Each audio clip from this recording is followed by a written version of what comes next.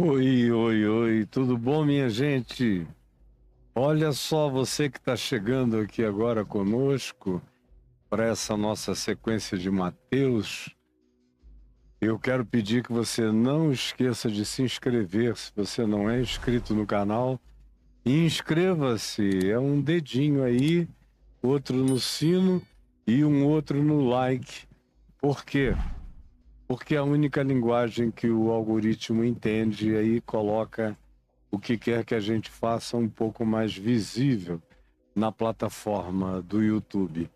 E eu espero que você nos ajude a fazer isso se inscrevendo-se, convidando também os seus amigos e amigas para fazerem a mesma coisa. A gente vem nessa sequência já de 2 anos e 10 meses, 9, 10 meses, em Mateus. E eu estou muito feliz com aqueles que vêm acompanhando desde o princípio. Tem outros que chegaram depois e foram lá para trás e recomeçaram, estão vindo com a gente. E tem ainda milhares de pessoas que vão ser informadas e vão fazer tudo.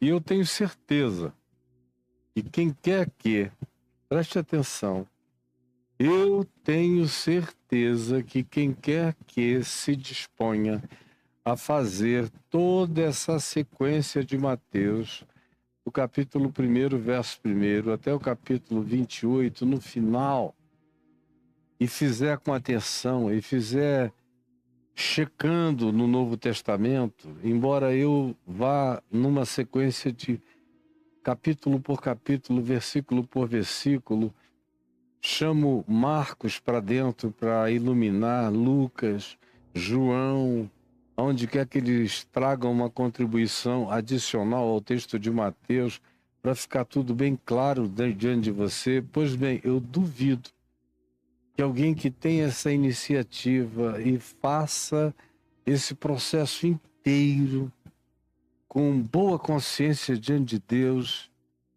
pedindo ao Espírito de Cristo que o ilumine, que não vá adquirir no processo, na repetição e na prática, colocando em ação, ativando os princípios aprendidos, ensinados por Jesus e aprendidos por nós a partir dos evangelhos. Eu, de fato, nunca vi ninguém com sinceridade fazer o que eu estou dizendo, botar em prática o que está aprendendo e se alegrar em fé naquilo que aprendeu e no privilégio de praticar e não ter a sua vida profunda e absolutamente alterada. Altera a existência, você entendeu? Muda tudo. Porque não é como ler a República de Platão, não é como ler os diálogos de Platão, não é como ler os pensamentos estoicistas de Marco Aurélio, não é como fazer qualquer uma outra coisa que literariamente seja bonita, como ler textos do Dostoiévski, que são maravilhosos da literatura universal. Deixa você mais poético, mais sensível, mais humano, mais culto, mais instruído. Mas o Evangelho tem algo diferente. O Evangelho tem esse poder de virar a gente do avesso. de puxar como quem mete a mão na nossa boca e nos tirar ao contrário. Arrancar o nosso interior para o lado de fora e o expor à luz de Deus, o expor à luz de Deus. Como quem mete a mão aqui dentro e puxa o nosso interior e o expõe à luz de Deus e muda tudo na gente. Muda tudo na gente. E é essa oportunidade que eu estou oferecendo a você aqui no YouTube todos os dias, já há 2 anos e 10 meses de graça, para você aprender o Evangelho de Mateus. Eu vou repetir o que Jesus disse aos seus discípulos. Em verdade, eu vos digo que muitos reis e profetas e mestres quiseram saber o que vós estáis sabendo e ouvir o que vós estáis ouvindo, e quiseram ver o que vós estáis vendo e não tiveram essa chance nem oportunidade. Foi Jesus dizendo isso aos seus discípulos. E disse, olha, e não é porque vocês são especiais, porque o meu Pai decidiu ocultar essas coisas dos sábios e entendidos e revelá-las aos pequeninos, porque assim foi do seu agrado. Ninguém conhece o Pai senão o Filho, e ninguém conhece o Filho senão ao Pai. Ninguém conhece o Pai senão o Filho e aquele a quem o Filho o quiser revelar. Ninguém conhece o Pai senão o Filho e aquele a quem o Pai o quiser revelar.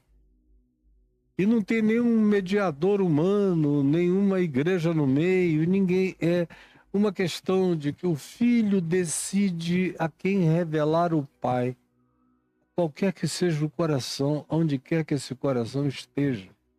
Saiba ou não saiba ele o que quer que saiba ou não saiba. E a mesma coisa o Pai, em qualquer lugar da terra, é Ele quem revela o Filho. Não é nenhuma catequese, nenhuma doutrina, nenhum sacerdote, nenhum pastor, nenhum intermediário, nenhum clérigo, nenhum guru, é Ele. É o Filho que revela o Pai. Por isso tem gente conhecendo Deus no mundo inteiro e nunca ouviu falar de religião nenhuma, nem da sua crença, nem da sua fé, nem da sua igreja, nem quer saber, nem vai e vai morrer sem ouvir falar. Mas o Filho revelou o Pai, a ele o Pai, nas noites de sono, no cicio das brisas, no aconchego das sombras, no olhar dos filhos, no beijo da esposa, na gratidão pela comida, pela bebida, pela água fresca, pela bênção da chuva, pelo abrir de uma planta, desabrochar de uma semente. O Pai revela o Filho, o Filho revela o Pai. A gratidão surge, uma certeza de que tudo tem Criador, que tudo é criação, que tudo é fruto do amor. Existe uma pulsão vital de amor funcionando todas as criações, criaturas e existências. E tais pessoas que mesmo sem missionário, igreja, pastor, catequese, receberam revelação de quem era o Pai, porque o Filho lhes internurou o coração, e receberam revelação de quem é o Filho, porque o Pai lhes engravidou o coração. Esses descobrem automaticamente que a vida só faz sentido se for vivida como prática de amor, de justiça, de verdade e de alegria sincera, de uns para com os outros. Com religião, sem religião, com cristianismo, sem cristianismo, em qualquer lugar da terra, é a liberdade absoluta de Deus. Vocês que vivem falando em soberania de Deus é isso. Vocês não têm nem coragem de chegar perto disso, porque tira o poder da mão de vocês, não é? Garotinhos que gostam de controlar Deus como se fosse um puppet da religião deles. Que coisa horrorosa. Ai, ai, ai, ai, ai, ai, ai.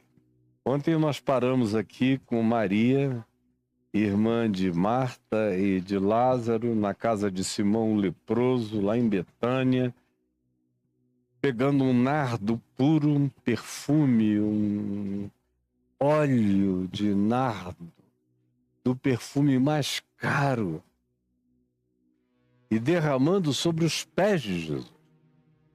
Nos evangelhos a gente lê em Lucas, por exemplo, quem vem por trás e derrama perfume sobre a cabeça de Jesus. Ou a gente vê a mesma coisa em João, mas aqui o derramar é sobre os pés. É como pegar o perfume mais caro, mais precioso, mais raro, e derramá-lo aos pés de alguém a quem você ama profundamente. No caso aqui, dos pés de alguém a quem ela amava absolutamente, totalmente.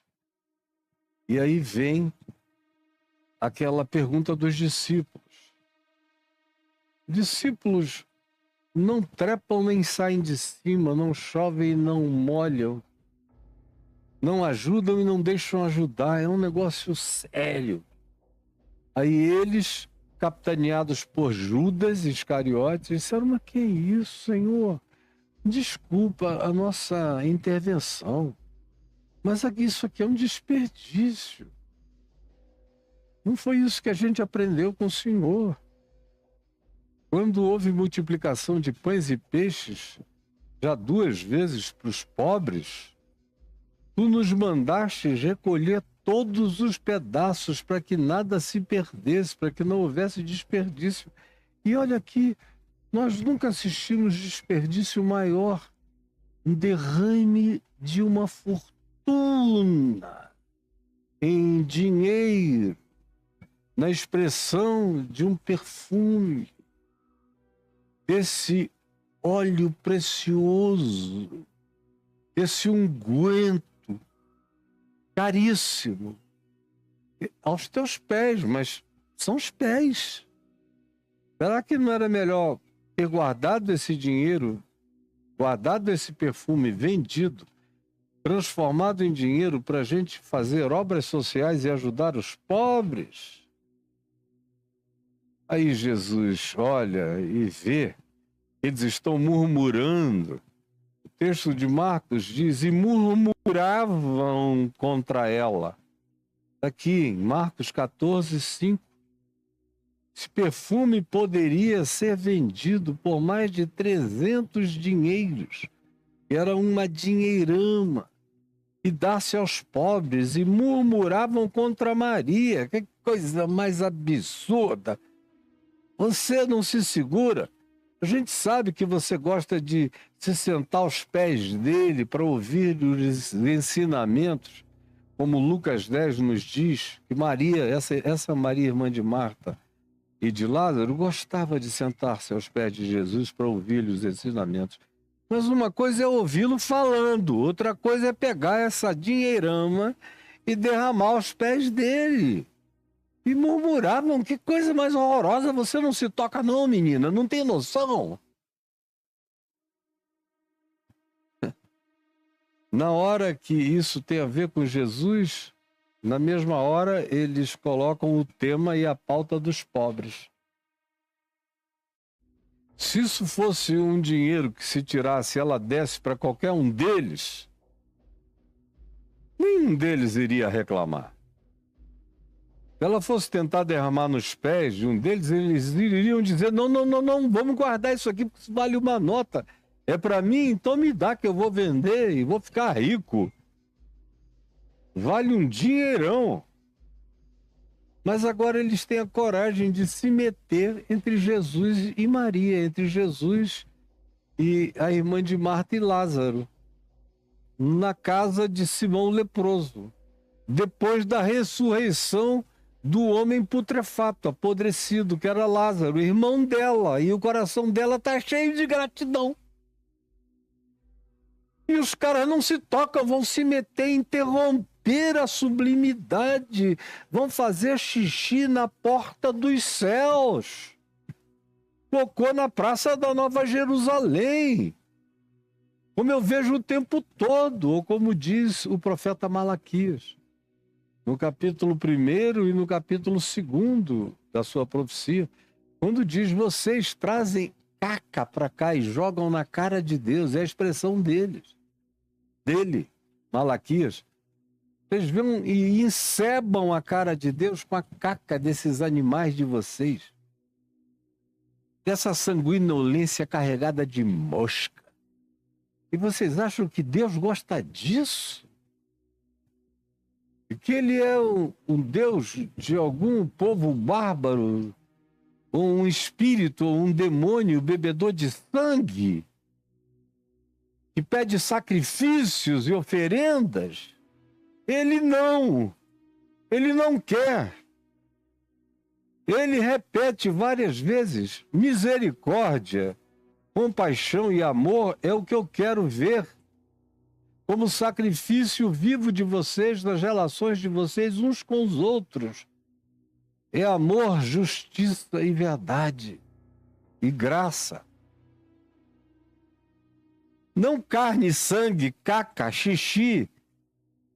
Vocês acham que eu me alimento disso, que eu como disso, que eu sou mosca, que eu sou como os insetos do culto a Baal ou a qualquer outra divindade em volta? Me incluam fora dessa. Porque o Senhor repudia essa presunção humana de achar que a gente tem alguma coisa a dizer ou acrescentar no que diz respeito exclusivamente àquilo que Deus procura e só Ele pode achar no coração humano. A saber, um coração que o adore em espírito e em verdade, com toda a sinceridade. Quem mais pode fazer o escaneamento dessa verdade íntima e encontrar isso no coração de um ser humano, a não ser aquele que sonda mente e corações? Pois bem, isso nós estávamos vendo ontem quando paramos, Jesus dizendo: ninguém a moleste. Ela praticou boa ação para comigo, porque os pobres sempre os tendes convosco, mas a mim nem sempre me tendes. E os pobres continuam aí. Mais de metade da população do planeta é pobre. A gente tem mais de 4,5 bilhões de pobres no planeta. Nem todos estão passando fome, mas são pobres. Pobres de verdade. Pessoas para as quais eu, que para os ricos sou um pobre, para eles eu sou um rico. Eu caio ainda num percentual da humanidade que tem água na torneira, que tem água quente no chuveiro, que tem filtro, que come, que escolhe boas saladas e verduras, que varia comida com regularidade. Quando a vida está simples, no mínimo tem ovos, tem presuntos, tem queijos. Agora, esses que são os pobres do mundo, não tem nada. Vivem num estado de insegurança alimentar. Tem dias que tem dias que não tem dias que tem mais. No dia seguinte eles não sabem se vai ter qualquer coisa, quem sabe tenha só um pouquinho. E Jesus passou esse vaticínio: os pobres sempre os tendes convosco, mas a mim, fisicamente, historicamente, concreta, palpável e visivelmente, não. É um interregno curto. Esse período onde vocês me veem, tocam e comigo conversam, vai chegar uma hora que vocês vão me procurar e não vão me achar. Vocês vão ter que crer que eu estou com vocês. Vocês vão ter que crer que eu habito vocês. Vocês vão ter que crer que eu não os deixarei por nada, que eu sou fiel. Eu jurei e não me arrependerei, que eu sou o Deus de vocês para sempre, que eu sou o sumo sacerdote intercessor ininterrupto da vida de vocês eternamente. Mas vai ter que ser pela fé, porque vocês não me verão.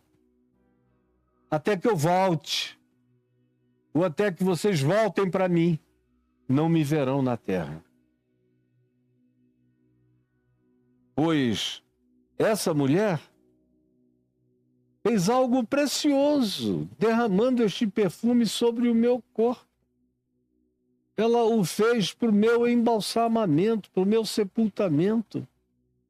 Em verdade, eu vos digo, ela está se antecipando, porque a minha morte está ali.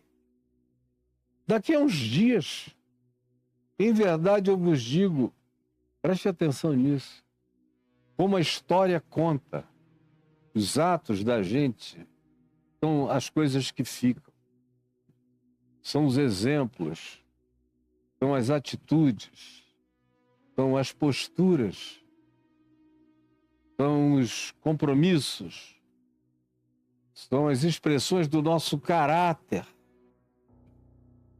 são as coerências expressas na linha do tempo, na timeline da nossa existência, coerente do princípio ao fim, coerente até quando você peca e se antecipa e diz, eu pequei.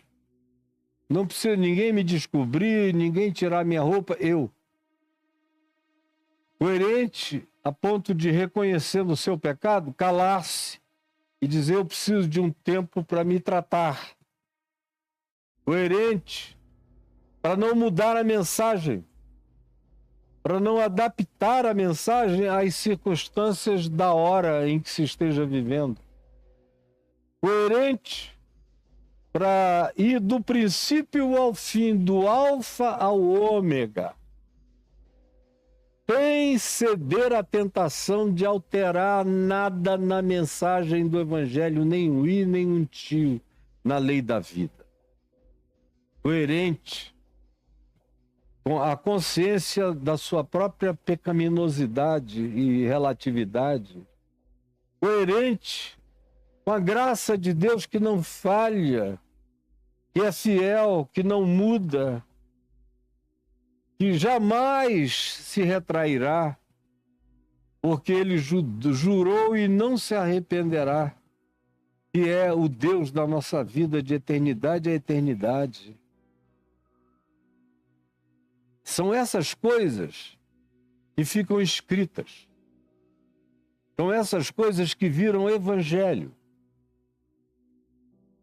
Você sempre ficou pensando que aqueles que se imortalizam em relação à fé são os que escrevem livros grossos, tomos teológicos dessa grossura, e só os intelectuais e acadêmicos lerão e vão discutir aqueles assuntos entre eles mesmos no masturbatório teológico religioso. Eles para eles próprios. Mas o povo não quer sabendo de nada. Você pode escrever suas sistemáticas, suas dogmáticas, seus compêndios teológicos. Outros seres, pouquíssimos, que vivem lá no topo de uma torre de marfim, discutindo uns com os outros, jogando xadrez teológico, sem alcançarem ninguém, sem buscarem salvarem ninguém, sem levantarem ninguém, sem acolherem ninguém, sem expressarem amor prático por ninguém, sem tempo para ninguém, porque estão estudando as letras e as minúcias. Porque se entregaram à devoção das letras e dos delírios delas. ficam conhecidos pelos que são dedicados ao mesmo clube de elite, de minorias autoglorificadas. Mas não passa disso. Olha o que Jesus diz aqui.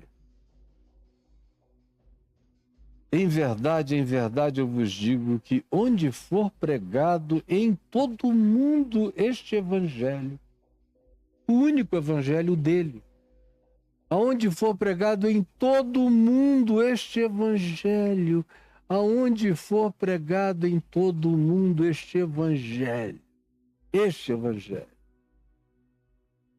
ele prossegue e diz: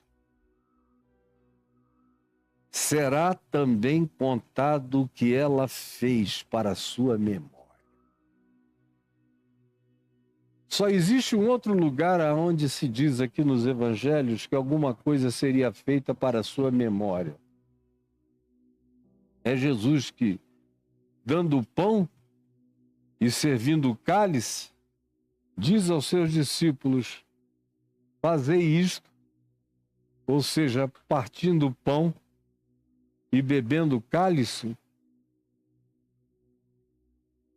fazei isto em memória de mim. O outro lugar onde aparece essa ideia de será feito para a memória dela, lembrado, contado, falado, repetido para a memória dela, é este episódio, para a memória de Maria, irmã de Marta e Lázaro, e derramou o bálsamo perfumado aos pés de Jesus. E que Jesus disse: não a interrompem, não a molestem. Isso não acontece todo dia, e gente com esse coração não se encontra toda hora. Essa atitude, essa coragem de não pedir permissão a homem nenhum, na casa de um homem, que além de tudo era também um fariseu, com tanta gente observando, a maioria dos quais homens. E lá vem ela e derrama esse perfume precioso, que sabe Deus quanto custara para ela nas suas economias. E o derrama sobre os pés de Jesus, dando prioridade a isso em relação aos pobres. Olha que os pobres têm prioridade em relação a tudo, menos a um ato dessa singularidade íntima de uma pessoa diante de Jesus que não está nem querendo saber quantos tem na sala, o que estão pensando, se são a favor dela ou contra ela, se a aplaudem ou a recriminam, não quer saber da opinião, nem da adesão, nem da validação de quem quer que seja. Ela está sozinha, ela está espiritualmente nua diante de Jesus, com a sua alma, em espírito e em verdade, o adorando, trazendo-lhe essa manifestação de louvor singelo, como ela conseguia expressar o melhor que ela tinha.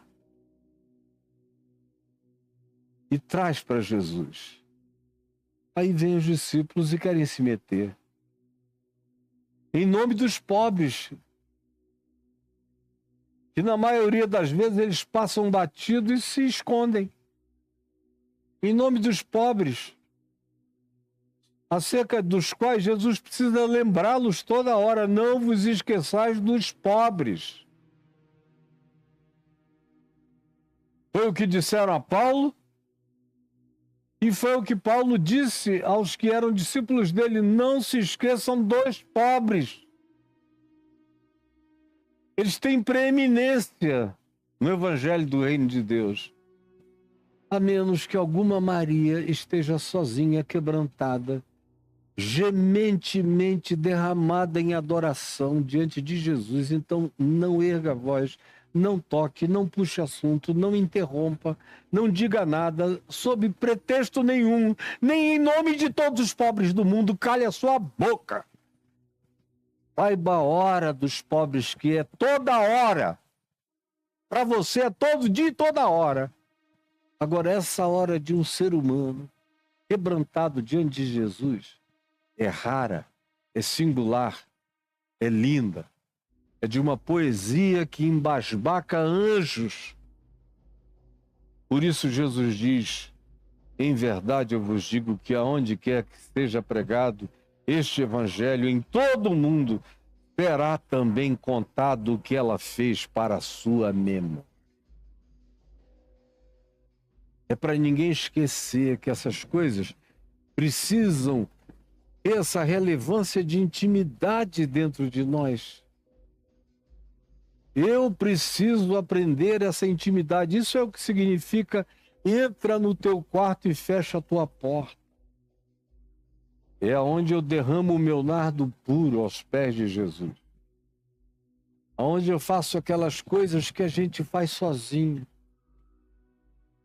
Porque, conquanto eu já disse aqui, ela esteja cercada de um monte de gente, na mente dela, ela está absolutamente fixada apenas e exclusivamente em Jesus e não quer saber de nada, é só gratidão, gratidão e gratidão. O irmão apodrecido dela tinha sido tirado da morte e antes disso, quando Jesus ficava na casa dela, ela chegou a ser recriminada pela irmã Marta, porque ficava sentada aos pés de Jesus, bebendo-lhe os ensinamentos. Era uma vocação essencial para não perder a oportunidade da sublimidade, o que essa mulher carregava no coração e que, nos nossos dias, é um sentimento e uma consciência de uma natureza raríssima, raríssima, praticamente desaparecida do nosso meio. E Jesus está à procura de Marias como essa aqui. E que pratiquem essa devoção de amor em nome dele em todo o mundo, em todos os lugares da terra, com esse amor, com essa pureza, com essa simplicidade. Como diz Paulo escrevendo em 2 aos Coríntios, no capítulo 13, versos 1 e 2, quando ele diz: mas receio de vós, que assim como a serpente enganou a Eva, vós também tenhais sido enganados por Satanás, que vos tenha afastado da pureza e da simplicidade, devidos a Cristo Jesus, o nosso Senhor, expresso aqui nessa declaração que Jesus diz. É tão linda, é tão maravilhosa a manifestação dela, que eu digo a vocês, seus Judas, seus Pedros, seus Tiagos, seus Joões, seus metidões, que aonde quer que esse evangelho venha a ser pregado em toda a terra,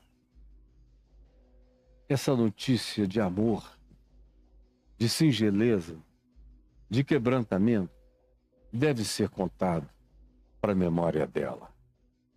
Então, um dos 12, logo, ato contínuo, o cara ouve aquilo, já tinha uma coisa estranha nele. O próprio fato dele ter interrompido a ação de Maria, de ter sido o porta-voz da recriminação, que foi Judas que o fez, já denotava que tinha uma coisa ruim no coração dele.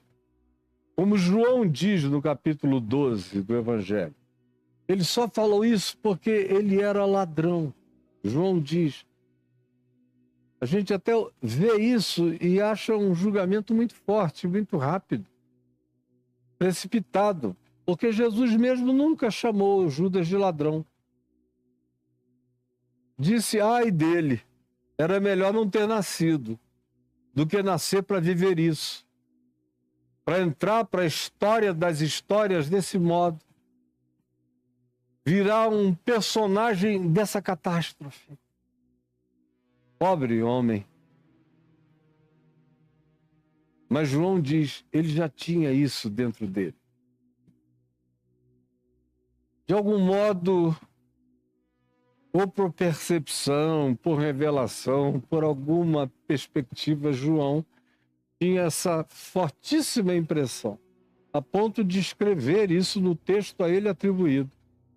Ele só falou isso porque era ladrão, não porque se preocupasse com os pobres, mas sim porque metia a mão, ele mesmo metia a mão na bolsa, tirava para ele o que ele queria, deixava lá só um bocado para servir aos pobres, mas ele estava já há algum tempo agindo de maneira completamente pecaminosa e pervertida e diabólica.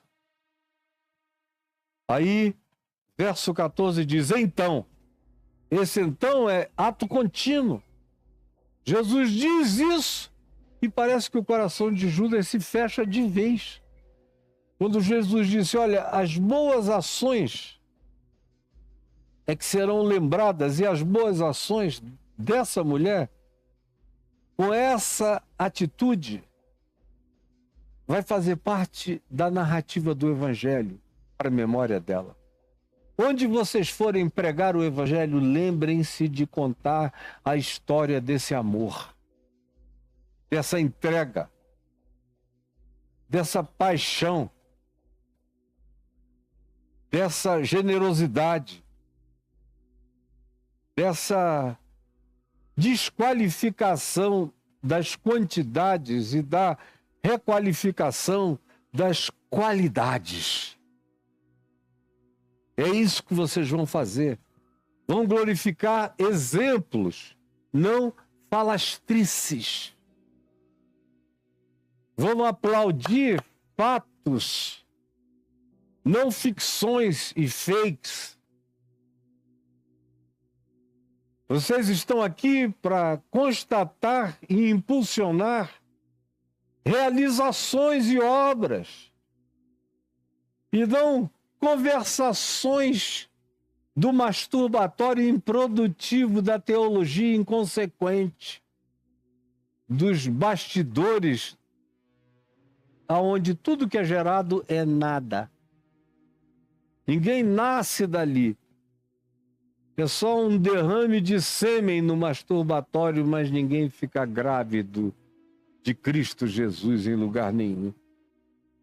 Mas o ato dela vai engravidar o coração de muita gente a me amar com essa pureza livre e limpa. Então, Judas ouviu aquilo e o que faltava dentro dele se manifestou. É o que a gente lê aqui no Evangelho de Lucas, o mesmo texto, no capítulo 22, no verso 3, se diz que os principais sacerdotes estavam fazendo aquele plot para realizarem a morte e a execução de Jesus, esperando uma hora que não tivesse muito povo vendo, porque eles têm medo de povo, mas de olho aberto. E o texto de Judas 22, 3 diz, ora, Satanás entrou em Judas, chamado Iscariotes, que era um dos 12. E aqui se diz, então um dos 12, chamado Judas Iscariotes, indo ter com os principais sacerdotes, propôs, que me quereis dar? E eu vou-lo entregarei? É a pergunta que ele faz. Que me quereis dar? E eu vou-lo entregarei? E pagaram-lhe 30 moedas de prata, uma grana, uma fortuna para a hora e para a época. E desse momento em diante, Judas buscava uma ocasião para entregar a Jesus, olhando gente em volta. Será que agora é uma boa hora? Deixou gente avisada.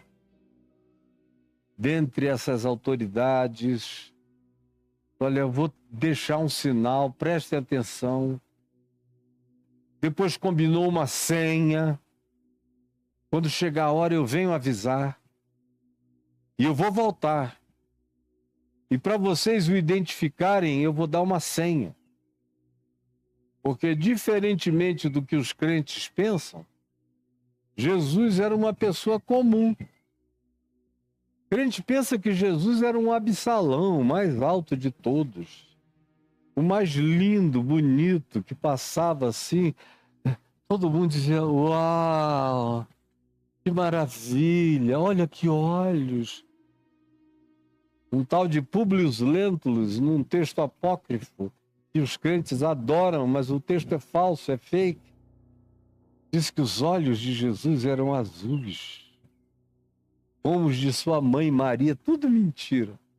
O cabelo dele era cor de mel, o porte dele era encantador. Aí vão descrevendo aquele galã sedutor, num texto atribuído a esse pobre Públio Lentulus. Eu li esse texto, eu tinha menos de um mês de convertido, olhei e saí rindo. Saí rindo porque, meu Deus, eu fui criado numa casa onde idiotice não tinha permissão. E a boa parte dos meus amigos foram hippies, em relação a quem também idiotice era objeto de gargalhada. Quando eu li aquele textinho do Públio Lentulus e daquele Jesus gostoso, eu achei aquilo a maior idiotice apanacada que se podia ter produzido, mas crente adorava. Liam até do púlpito. Eu vi evangelistas lendo esse texto apócrifo e fake do Públio Lentulus, evangelizando as pessoas. Olha como ele era lindo, aí liam isso. Uma coisa patética. Pois bem, o diabo entra em Judas. Aí Judas combina isso com eles.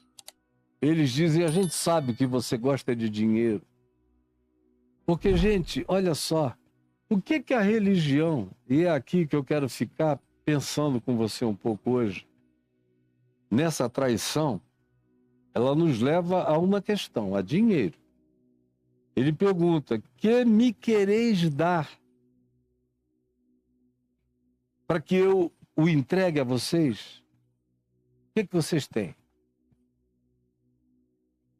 E eles sabiam o que religioso gosta, porque eles eram os líderes da maior religião, da única religião monoteísta até então do planeta, conhecida. E eles adoravam, era grana, era dinheiro. Era uma casa depois da outra, era terem seu palácio pessoal, como sacerdote tinha um palácio. Eu conheço. As estruturas deles estão lá até hoje, com toda a sua grandiosidade. Palácios, grana. Religião em si só tem isso a oferecer. Ela tem muito a pedir, tem muito a impor, tem muito a demandar, tem muito a reclamar, tem demais a exigir, a fazer pesar sobre os outros. Mas para dar, ela não dá nada de graça. Até aqui é uma troca. Que quereis me dar e eu o entregarei? É negócio. Olha só, eu posso pegá-lo, eu posso trazê-lo. Quanto vocês querem oferecer? Eu pego, eu trago, eu entrego. Para mim deu. Com esse cara, nós não vamos ter Messias nenhum, salvação nenhuma, libertação nenhuma dos romanos, não vamos ter emancipação nacional, não vamos ter governo sionista, não vamos ter dominação nem empoderamento militar nosso. Ele é contra a espada, ele diz que o reino dele não é desse mundo, ele manda perdoar, manda amar o inimigo, manda ser generoso, manda não julgar para que não sejamos julgados, manda dar 1 milha, 2 milhas com aqueles que são os nossos adversários, diz que se nos ferirem uma face a gente deve dar outra. Messias de quê esse cara? Eu cansei.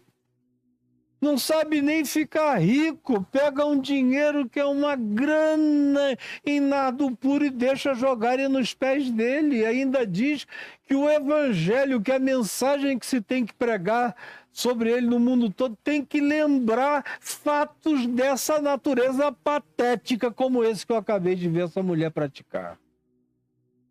Na hora que ele viu aquilo e viu Jesus validando a mulher e dizendo o que ela está fazendo é o que eu chamo de evangelho, é boas novas, mostrando que qualquer ser humano sem templo, sem sacerdote, sem altar, sem gasofilácio, sem coisa alguma, sozinho, pode oferecer sua alma, derramar suas lágrimas, pode vir solto, livre e nu diante de Deus, porque são esses os que Deus procura para seus adoradores. É isso que ele propõe, essa é a filosofia dele. Então, para mim, deu. Chega. Eu não quero mais. Quanto é? Vocês estão dispostos? E eu entrego. Aí eles disseram, não vamos nem regatear com esse cara, vamos oferecer logo uma paulada em dinheiro. Que é para ele não voltar atrás. Aí isso era uma prata naquele tempo, tinha um valor que vocês não imaginam. Hoje é ouro, né? Mas naquele tempo, e até há 300 anos atrás na humanidade, a monetariedade que circulava para todo lado era prata. Tanto é que em espanhol até hoje, quando se fala em dinheiro, é la plata. É a plata mesmo. E o ouro passou a ganhar esse status quo de ser garantia de tudo depois de uns 300 anos para cá. Mas durante muito tempo era a prata, era a moeda de negócios da terra inteira, no mundo inteiro era a prata. 30 moedas de prata era uma grana. E aí eles disseram, para não ter discussão, 30 moedas de prata. Aí Judas disse, feito, fechado. Esperem que vai ser logo. Agora, por esses dias. E eu estava dizendo a vocês, o que a religião tem a oferecer? Ela não pode te oferecer dons de curar porque ela mesma não possui. Ela mesma não possui. As maiores autoridades religiosas, quanto mais o indivíduo sobe no ranking religioso, menos carisma existe sobre ele. O tempo do carisma, da graça, da unção, dos dons, em geral é quando o cara vem chegando e em chegando se mantém puro e simples, capaz de pegar nardo puro e derramar aos pés dele, em adoração. Se esse for o espírito que se mantiver, a graça, a unção, o dom, as virtudes, o Espírito Santo, o poder de Deus continua presente.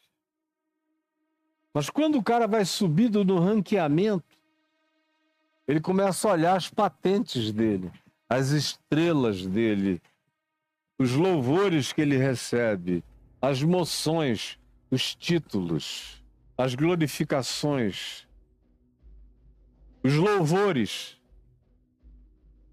Aí começa a acreditar que realmente tem uma coisa muito fascinante sobre ele. E tem um borogodó nele que nem Deus resiste.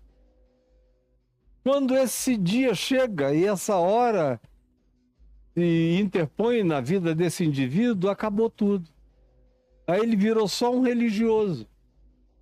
Ele virou pastor, ele virou padre, ou ele virou um freio, ele virou sacerdote de qualquer que seja a natureza, ele virou um cônego, virou um dom, virou um bispo, virou um arcebispo, virou um apóstolo, virou um papa. Isso acontece com médiuns. Médiuns que chegam purinhos. expressando pelo menos um dom paranormal, no mínimo, um dom paranormal.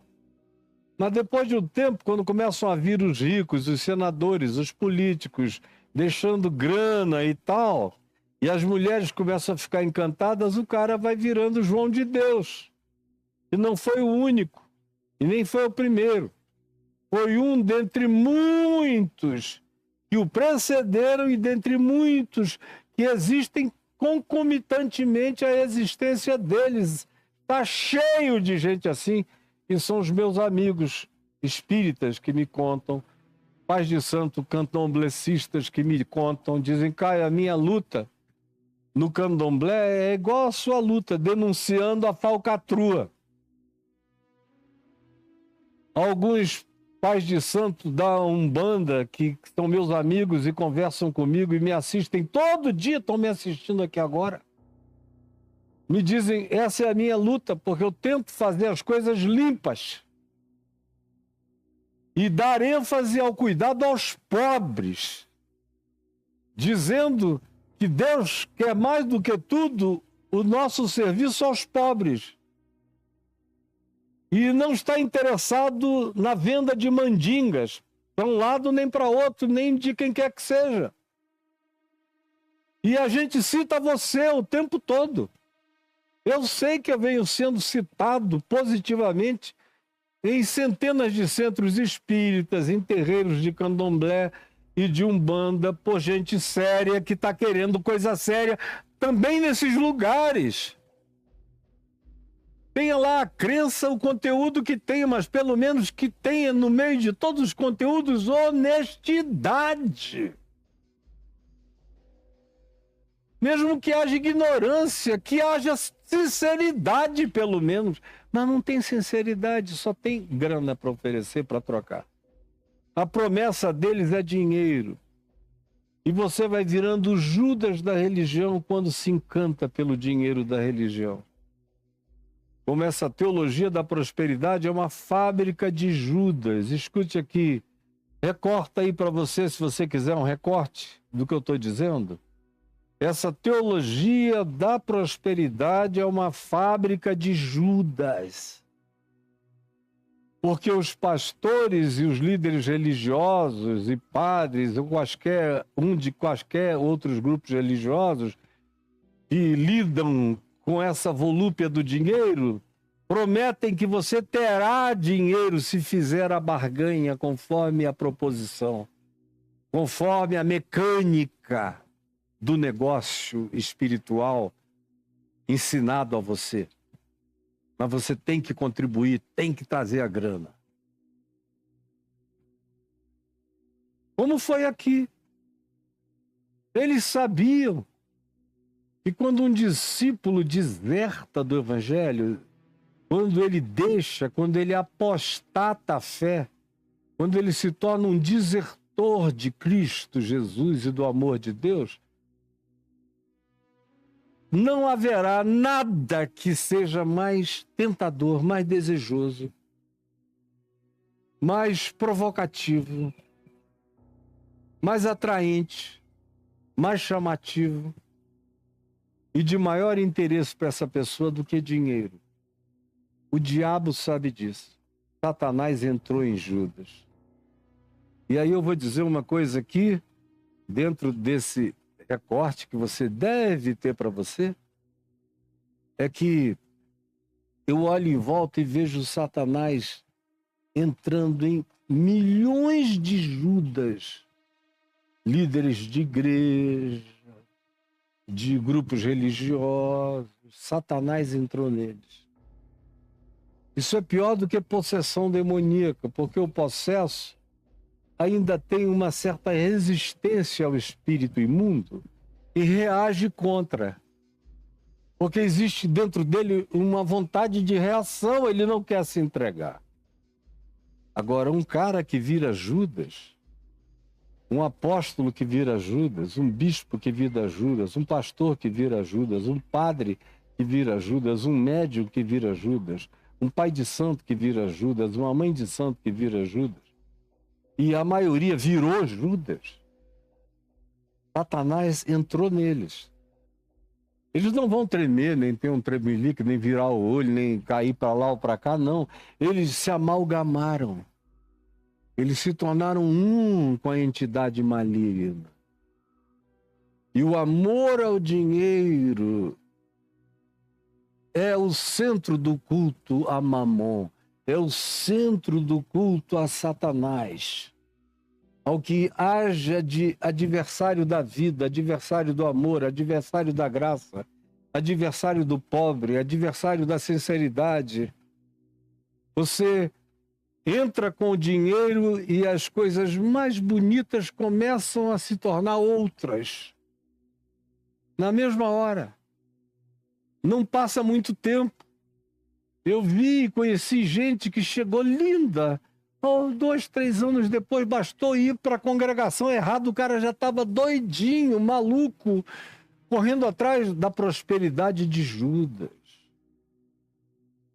E eu queria ainda dentro desse recorte dizer a você que essas campanhas da prosperidade, que frequentemente levam o nome de jejum de José, sacrifício de Abraão, 300 de Gideão, o fogo de Elias. No entanto, eu digo a você, em nome de Jesus, todos eles são apenas gente fazendo a oferta de Judas aos malignos, aos demônios da religião, que faz a promessa da recompensa como dinheiro, prosperidade e muito poder de aquisição, de controle e de imposição da sua vontade, porque você tem e pode. Aí até o Filho de Deus fica na tua mão. Até o Filho de Deus é entregue de acordo com a tua vontade, o teu querer, o teu capricho, e a hora que você acha mais oportuno fazer isso, até Jesus entra no pacotão, no combo desse negócio. Deveriam, portanto, fazer e chamar todas as campanhas da teologia da prosperidade de a campanha de Judas. A campanha das 30 moedas de prata. Porque é isso que eles são e é isso que eles fazem. Então, um dos 12, chamado Judas, indo ter com os principais sacerdotes, propôs: que me quereis dar, e eu vou-lo entregarei. E pagaram-lhe 30 moedas de prata. E desse momento em diante, Judas buscava uma boa oportunidade, onde não tivesse gente olhando, para que ele pudesse entregar a Jesus a eles. Olha só, gente. Ora, Satanás entrou em Judas. Eu queria terminar hoje aqui dizendo isso. É absolutamente trágico, porém possível. Esse Judas aqui expulsou demônios, operou milagres, todos os apóstolos operaram, incluindo ele. Curou doentes, viu maravilhas indizíveis de Jesus, teve privilégios extraordinários, acerca dos quais Jesus disse: em verdade eu vos digo que muitos profetas e reis quiseram ver o que você, Judas, está vendo e ouvindo e sabendo, e não tiveram a chance. Ele teve toda essa chance.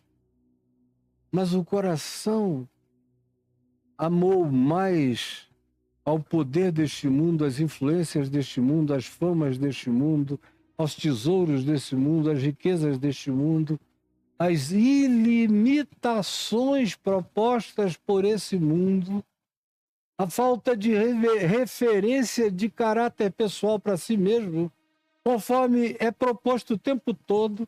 Quem está nesse ranqueamento, que se supõe esteja num lugar acima dos outros humanos, são semelhantes a esses congressistas que querem votar uma PEC que os blinde, que os ponha acima de todo bem, de todo mal, que os isente de todas as falcatruas, e que dê a eles um poder superior a todos os demais humanos cidadãos do planeta. É isso que a igreja acaba fazendo, ou que os líderes das igrejas acabam fazendo com aqueles que aceitam, como Judas vendidos às proposições que eles fazem. Venha e eu lhe darei. Não é Satanás, agora são os líderes que dizem, eu te darei, eu sei, eu tenho o poder, eu tenho a cobertura, eu vou fazer isso por você. Ele não tem esse poder, nem essa cobertura, mas ele tem a força desse engano. E você tem a cobiça que já o dominou e que já fez de você alguém abertinho, abertinho, abertinho para essa invasão maligna de Satanás. Senhor Jesus, eu sei que é dura essa palavra. Tem muita gente que fica com coceira nos ouvidos, inquieta, porque são Judas. Porque estavam entre nós, estão entre nós, se dizem dos nossos, dizem dos teus, se dizem discípulos e não são.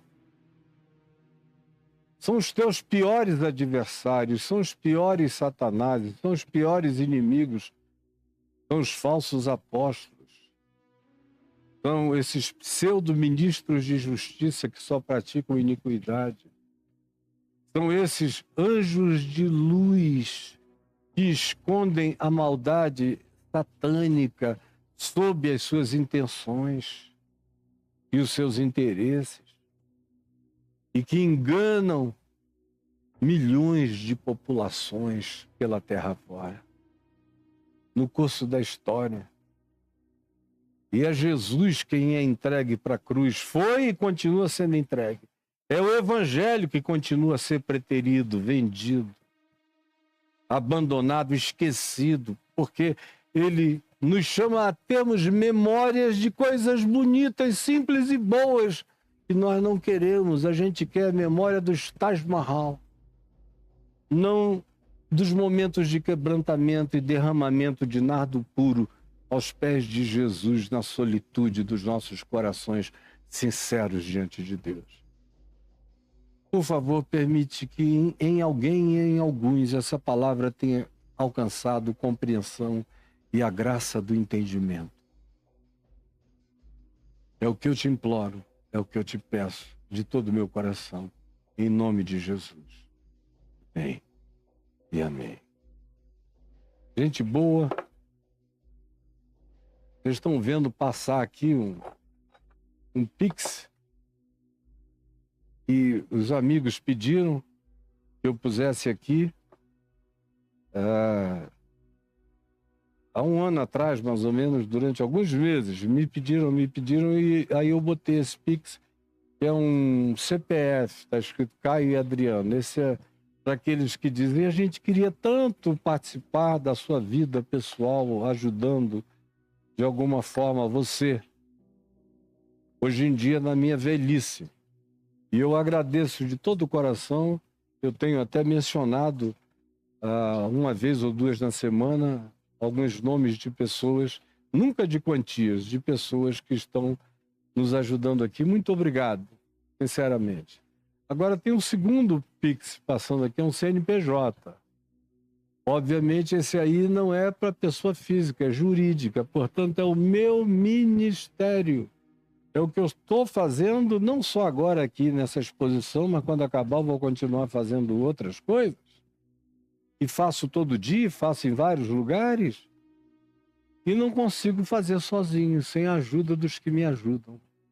Com todo o amor, trabalhando com amor e alguns voluntariamente. Como o pessoal que está lá nos Estados Unidos fazendo voluntariamente.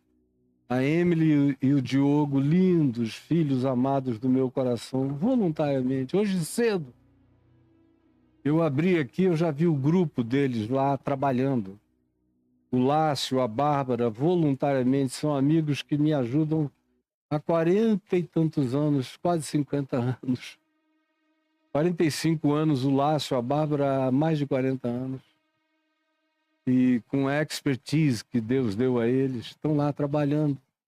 E aqui Tem os que trabalham, que têm mulher, filhos, que têm compromissos a serem honrados, precisam ganhar no Rio, em São Paulo, no interior de São Paulo, em Santa Catarina, gente trabalhando, fazendo esse time, sem o qual eu não consigo entregar todas as coisas que eu entrego. Então tá aí o Pix para quem quiser ajudar. Tem outros que dizem, escuta, tem outra forma? Tem. Escreva caiofab.com.br e enter. Aí você vai entrar no meu blog, ó, tá aí, caiofab.com.br, é só apertar enter. E aí eu vou esperar que a máquina lá dentro resolva entrar quando ela quiser entrar. Olha só, eu sou mais paciente que essa máquina. Porque não é possível, o dedo do Caio não iria levar tantas léguas assim. Deve estar preso lá dentro, só pode estar. Porque, ó, é só fazer assim, ó, ai, e vai. Se não foi, é melhor me dizerem assim, ó, tá preso, o botão ficou preso aqui dentro, então não estamos conseguindo. Eu quase que fui lá dentro para apertar esse botão preso ou para puxá-lo. Pelo amor de Deus. Tá aí, ó. Quem quiser ajudar de outra maneira que não seja através do Pix, muito obrigado. Vá adiante, por favor. Tá aí, ó. Muito obrigado. Aí tem dois bancos, Santander e Banco do Brasil. Tem a conta de um e de outro com as respectivas informações de CNPJ, de uma conta e de outra. Santander e Banco do Brasil. Mais opções. Clica, entra, passa rápido esse verde. Estão ali os mesmos dois bancos, mesmas contas, tudo igual. Embaixo, cartões de crédito de todas essas bandeiras, tem no mundo inteiro e aqui no Brasil, para quem gosta de fazer, sobretudo, aquelas contribuições programadas. Abaixo tem o PagSeguro e para quem está no mundo todo, no exterior, tem o PayPal, que você pode usar para enviar sua contribuição, pelo que eu agradeço enormemente. Mas a minha maior alegria é uma outra. É que você escreva aí caiofab.com.br/cursos. Cursos. E agora aperte o Enter. Aleluia!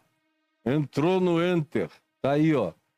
Vários cursos meus. Se você clicar em cima de qualquer um desses cursos, qualquer um, eu vou aparecer num vídeo, clicando em torno de uns 2 minutos, o que eu entrego a você em cada um desses cursos. Quantas aulas, de quanto tempo de duração e o conteúdo, o que você vai sair sabendo nessa sequência progressiva, conforme a proposta do curso. Vá lá e pegue o seu. Esse aí é o do Dilúvio ao Apocalipse, gravado na Turquia. Começamos a gravar lá no Monte Ararat, onde a Arca de Noé pousou, e terminamos na ilha de Patmos, onde o João do Apocalipse, o João de Patmos, recebeu a revelação do Apocalipse. Assim são todos os demais cursos. E hoje em dia eu tenho oferecido o curso que eu estou gravando, que é o Poder dos Salmos. O Poder dos Salmos você encontra no mesmo lugar, caiofab.com.br/cursos. São 18 minutos, 20 minutos todo dia. Centenas de salmos lidos a partir de Jesus como chave hermenêutica, chave interpretativa. Cada pedaço de salmo vira um portal do Evangelho. E olha, o que gera de fortalecimento, de inabalabilidade na fé, é um negócio poderoso, mas você só vai saber sabendo. Não adianta você ficar julgando a priori, o Caio já falou sobre muitos salmos, ou eu leio o salmo. Você leu a vida inteira e nunca entendeu nada. Dê uma chance a você de saber que você não soube até hoje ainda. Dê uma chance a você de saber que você não soube realmente o que os salmos podem e estão ensinando e podem fazer de revitalização e de empoderamento e de inabalabilidade na sua vida. Então não acredite que porque você já leu como quem toma água com açúcar que você conheça os salmos. Eles são profundos, eles não são essa brincadeirinha devocional lá da igreja, não. E é isso que eu quero que você aprenda, porque não há nenhum curso meu aí que vá te colocar mais firmado nessa rocha, com vontade e coragem de andar destemidamente, do que o conteúdo que eu estou dando e aplicando. E é o conteúdo da consciência de um velho que viveu 52 anos o Evangelho, sabe o que está dizendo a você.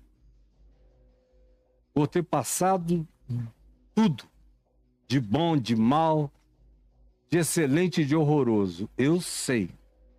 Tenho tido a oportunidade de aprender contentamento, poder e poder tudo naquele que me fortalece.